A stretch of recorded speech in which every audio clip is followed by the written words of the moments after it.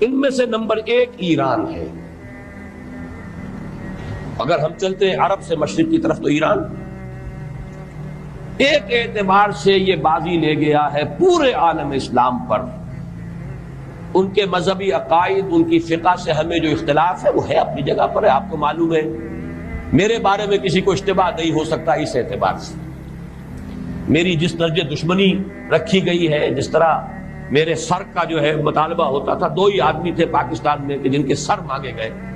ایک کراچی کے وہ شاہ بلیغ الدین صاحب اور ایک نے.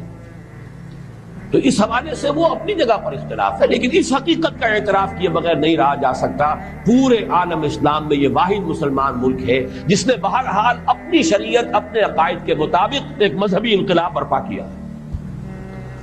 اور پورے عالم اسلام میں مذہبی سطح پر حکومت کی سطح پر فنڈامنٹلسٹ صرف ایک ملک ہے کہ اس پہلو سے ایران ان کا ٹارگٹ ہے، ٹارگٹ نمبر 1 ایک خاص اعتبار سے.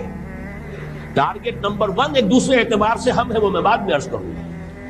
چونکہ حکومت کی سطح پر فنڈامنٹلزم ہے اور وہ آیا ہے ایک عوامی انقلاب کے نتیجے میں، پھر ان کے پاس تیل کی دولت ہے. اس کے خلاف اکنامک سینکشنز بھی ہو جائیں تو اگر لیبیا کھڑا ہو سکتا ہے تو بہرحال وہ بھی کھڑا ہو سکتا ہے. اور نقشہ وہ دنیا کو دکھا چکا ہے کہ لڑا دے ممولے کو شہباز. یہ نقشہ بھی اس نے دکھا دیا.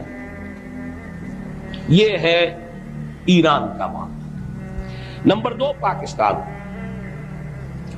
پاکستان 400 برس کی تجدیدی مساعی کا امین ہے، امانت دار ہے. پورے ہندوستان میں مجدد الفسانی رحمت اللہ علیہ، شاہ ولی اللہ دہلوی رحمت اللہ علیہ، سید احمد بریلوی رحمت اللہ علیہ، ان کا جہاد. پھر اس 20ویں صدی عیسوی میں یا 14ویں صدی ہجری میں علامہ اقبال جیسا مفکر، مولانا مودودی جیسا مصنف، مولانا الیاس جیسا مبلغ، شیخ الہند جیسا مجاہد حریت، پورے عالم اسلام میں ان کا پیرلل کوئی موجود نہیں. یہ 400 سال کی تاریخ ہے.